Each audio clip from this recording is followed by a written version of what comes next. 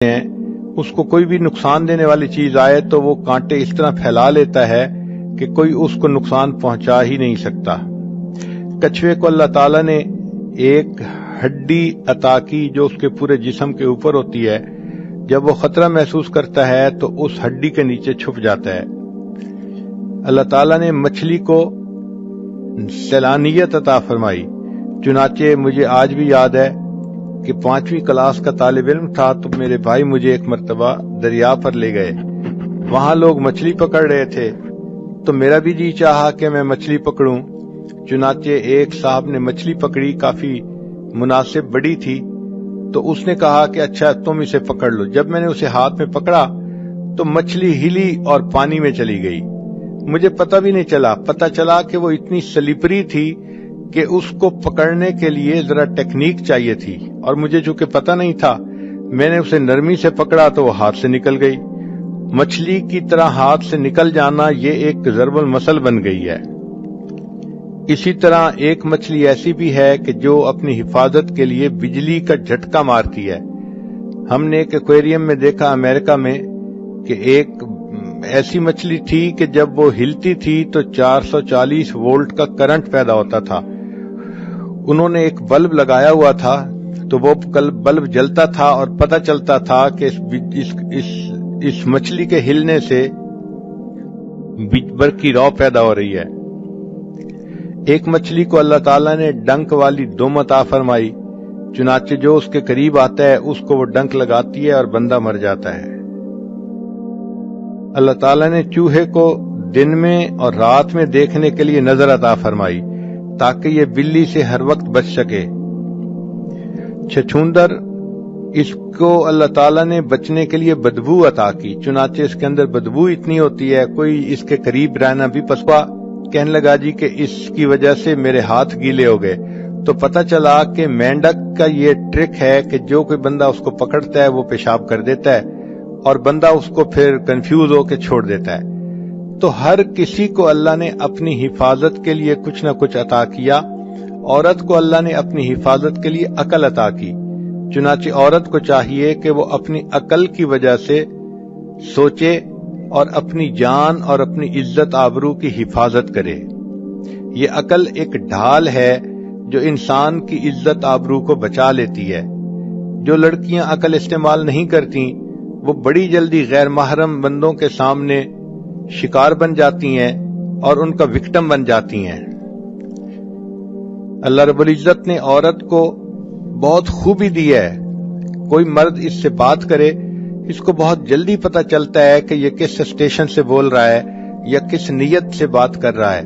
یہ سمجھ اور فہم عطا کرنے کا مقصد یہی تھا کہ چونکہ اس نے اپنی عزت و ناموس کی حفاظت کرنی تھی تو اللہ تعالیٰ نے اس کو اس معاملے میں بہت زیادہ فہیم بنایا کہ اس کو پتہ چل جاتا ہے کہ یہ غیر مرد مجھ سے کیا چاہتا ہے، اس لیے فرمایا کہ تم غیر مرد سے بات کرنے کا موقع پیش بھی آ جائے تو تم ذرا روکھے انداز میں بات کرو، آواز میں لوچ پیدا نہ کرو، ڈھیلی سریلی آواز بنا کے بات نہ کرو۔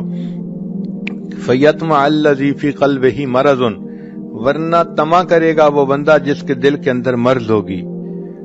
آج کل یونیورسٹیوں کی بچیاں یونیورسٹی میں جاتی ہیں، سروں پہ دوپٹے بھی نہیں ہوتے، خوشبوئیں لگائی ہوتی ہیں اور کپڑے بھی ٹائٹ پہنے ہوتے ہیں، اور وہ یہ سمجھتی ہیں کہ اس طرح ہم دوسروں کو بہت خوبصورت نظر آتی ہیں، اور وہ یہ نہیں سمجھتی کہ اس طرح جو غیر محرم مرد ہیں وہ ہمارے بارے میں کتنی بری سوچ دل میں رکھتے ہیں، اور ہیلے بہانے بنا بنا کے وہ عورتوں کو اپنے دام میں گرفتار کرتے ہیں۔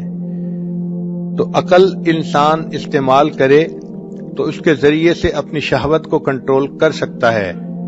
رب کریم نے انسان کو یہ نعمت عطا فرمائی تاکہ اس کی وجہ سے اس کی عزت و آبرو کی حفاظت رہے۔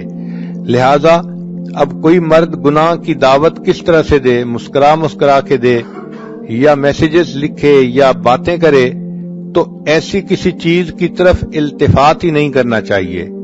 آرزوئیں خون ہوں یا حسرتیں پامال ہوں، اب تو اس دل کو تیرے قابل بنانا ہے مجھے۔ دعا مانگنی چاہیے کہ اللہ تعالی جان، عزت، آبرو کی حفاظت کرنے میں مدد فرمائے۔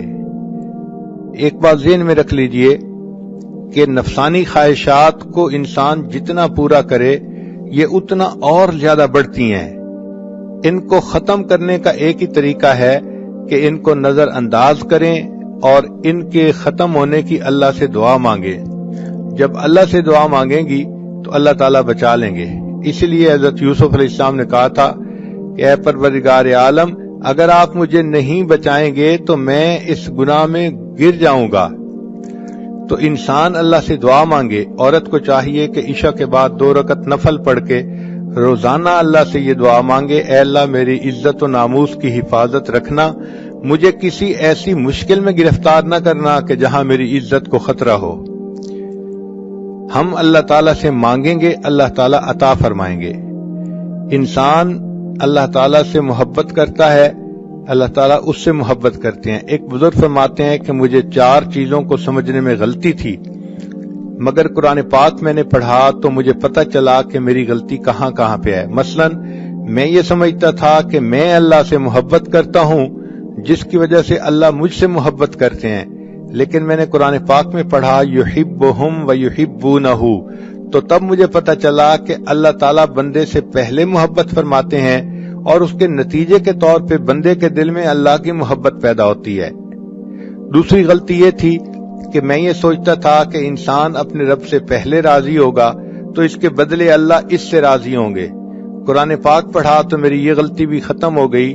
اللہ تعالیٰ فرماتے ہیں رضی اللہ عنہم ورضوا عنہ، اللہ ان سے راضی ہو گیا، وہ اللہ سے راضی ہو گئے۔ تو پہلے اللہ راضی ہوتا ہے، نتیجہ یہ ہوتا ہے کہ بندہ بھی پھر اپنے رب سے راضی ہو جاتا ہے۔ پھر ایک بات کہ انسان وہ فرماتے ہیں کہ میں یہ سمجھتا تھا کہ میں اللہ کو پہلے یاد کرتا ہوں پھر اللہ مجھے یاد کرتے ہیں، لیکن قرآن پاک پڑھا تو بتایا وما توفیقی الا باللہ، کہ میری توفیق تو اللہ ہی کی۔ تو ہم جو اللہ کو یاد کرتے ہیں تو اللہ پہلے یاد کرتا ہے، وہ توفیق دیتا ہے، تب ہم اللہ کو یاد کرتے ہیں۔ اس لیے ایک حدیث پاک میں آتا ہے کہ انسان کو اللہ تعالیٰ دن میں جو نعمتیں عطا فرماتے ہیں اس میں سب سے بہتر توفیق یہ ہوتی ہے کہ انسان کو اللہ اپنی یاد کی توفیق عطا فرما دے۔ چوتھی چیز جو فرماتے تھے کہ میری غلط فہمی تھی کہ میں سمجھتا تھا کہ میں توبہ پہلے کرتا ہوں پھر اللہ میری توبہ کو قبول کرتے ہیں۔ جب قرآن پاک پڑھا تو اس میں بتایا گیا ثم تاب علیہم لیتوبوا، اللہ کی رحمت پہلے متوجہ ہوتی ہے پھر انسان کو توبہ کی توفیق ملتی ہے۔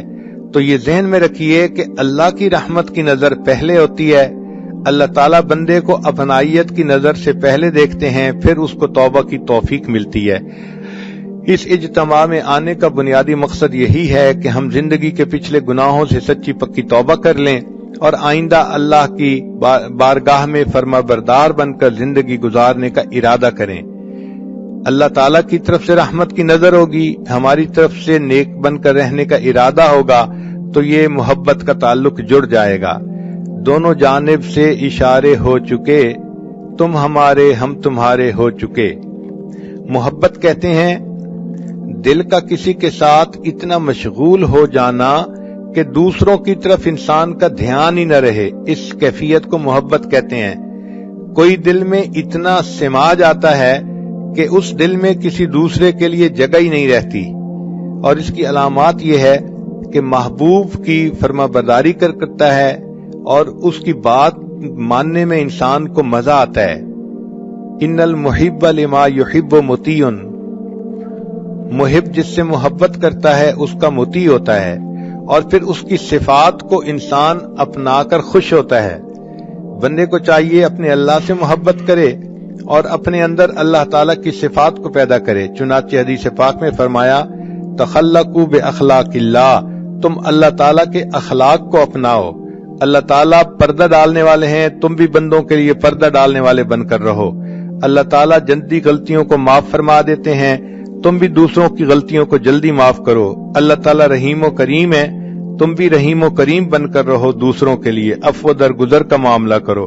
اللہ تعالیٰ حلیم ہے، تم بھی اپنے اندر حلم پیدا کرو۔ اور یہ بھی سوچئے کہ ہم اللہ سے محبت بعد میں کرتے ہیں، پہلے اللہ تعالیٰ ہم سے محبت کرتے ہیں۔ حدیث پاک میں ہے، حدیث قدسی، یا ابن آدم انی لک محب، اے آدم کے بیٹے میں تم سے محبت کرتا ہوں۔ تو اللہ تعالیٰ بندے سے محبت پہلے کرتے ہیں، پھر اس کے بعد بندے کو اللہ سے محبت کی توفیق نصیب ہوتی ہے۔ اللہ تعالیٰ اتنے احسانات کرتے ہیں بندے پر، ہمیں تو ان کا پتہ بھی نہیں چلتا کہ کیسے ہیں، پھر اس کے بعد بندے کو اللہ سے محبت کی توفیق نصیب ہوتی ہے۔ اللہ تعالیٰ اتنے احسانات کرتے ہیں بندے پر، ہمیں تو ان کا پتہ بھی نہیں چلتا کہ کیسے کیسے احسانات ہیں۔ مثال کے طور پہ اللہ تعالیٰ بندے کے رازق ہیں، تو اللہ تعالیٰ وقت کے ساتھ ساتھ بندے کے رزق کے دروازے بڑھاتے چلے جاتے ہیں۔ ایک علمی نکتہ ہے، بچیاں اس پوائنٹ کو نوٹ کریں کہ دیکھیں جب بچہ اس دنیا میں پیدا ہونا ہوتا ہے تو ماں کے پیٹ میں اس کے رزق کا ایک دروازہ ہوتا ہے، وہ ایک تعلق جو ماں کے جسم کے ساتھ بچے کے جسم کا ہے، وہ ایک آنت ہوتی ہے جس کے ذریعے سے خون اس بچے کو مل رہا ہوتا ہے، غذا مل رہی ہوتی ہے، اور بچہ اسی کے ذریعے سے ماں کے پیٹ میں پل رہا ہوتا ہے۔ تو گویا ماں کے پیٹ میں انسان کے لیے رزق کا ایک دروازہ تھا، پھر جب وہ بچہ اس دنیا میں پیدا ہو گیا، اب اللہ تعالیٰ نے دو دروازے بنا دیے، ماں کے سینے میں دو پستان بنا دیے۔ پہلے ایک جگہ سے رزق ملتا تھا، اب دو جگہ سے رزق ملنا شروع ہو گیا اس دنیا میں آنے کے بعد۔ پھر بچہ تھا، ماں کا دودھ پیتا تھا، جب بچہ بڑا ہو گیا اور ماں کے دودھ کے علاوہ اب باقی چیزیں کھانے لگ گیا